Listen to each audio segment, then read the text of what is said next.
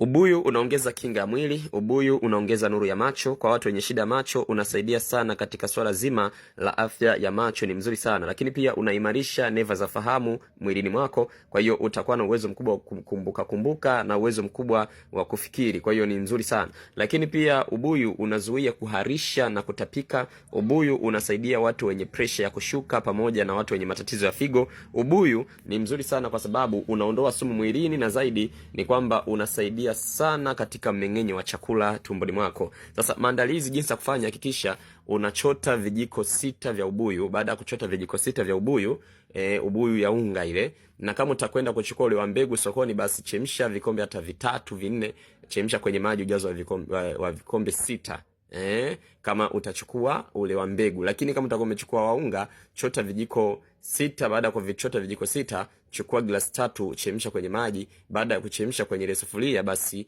utachuja yale maji yake, ile ule uji wake. Utachukua asali au sukari kidogo, utachanganyia, lengo upate ladha nzuri, alafu utakunywa kila siku usiku unapolala na asubuhi unapoamka. Utakuwa umefanya vizuri kwa muda wa wiki 2 tu, utapata matokeo mazuri. Lakini unaweza kaitumia kama mazoea tu, kama unatumia mara moja, kwa sababu ina faida nyingi sana ndani ya mwili wako. Kwa hiyo hata uwezo wako wa kufikiri na uwezo wa kukumbuka utakuwa vizuri. Kwa hiyo inaongeza kumbukumbu mwilini, kichwani mwako.